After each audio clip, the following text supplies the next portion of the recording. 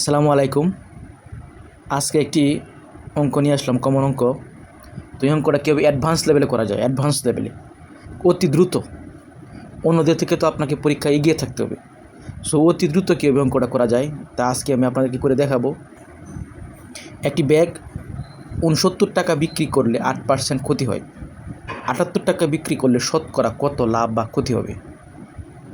69 টাকা এটা হচ্ছে ব্যাগের বিক্রয় মূল্য, বেচে তার 8% ক্ষতি হয়, তাহলে 8% ক্ষতি হয় না? তাহলে যদি 8% ক্ষতি হয় তাহলে 100% হচ্ছে ব্যাগের মূল মূল্য, মানে যদি 100% কি ব্যাগের ক্রয় মূল্য, এখন 8% ক্ষতি হলে কি 92% সমান 69 টাকা।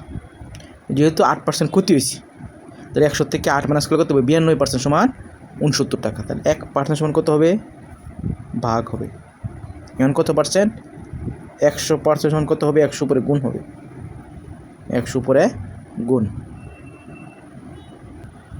আচ্ছা, এখন কাটাকাটি করব। এটাকে যদি আমি ভাগ করি 2 দিয়ে, তাহলে হবে 50। এটাকে 2 দিয়ে ভাগ করলে হবে 4 দুগুণে 8, 6 দুগুণে 12, 46। পুনরায় যদি এটাকে 2 দিয়ে ভাগ করি হবে 25। এটাকে 2 দিয়ে ভাগ করলে হবে 2 দুগুণে 4, 3 দুগুণে 6, 23। 23 দিয়ে এটাকে ভাগ করলে কত হয়? 3 3 53। হ্যাঁ, এখন 3 আর 25 গুণ করবো, তাহলে কত হয়? 3 25 কত? 75 টাকা। এটা হচ্ছে ব্যাগের ক্রয় মূল্য। এটা হচ্ছে ব্যাগের ক্রয় মূল্য। 100% হচ্ছে ক্রয় মূল্য।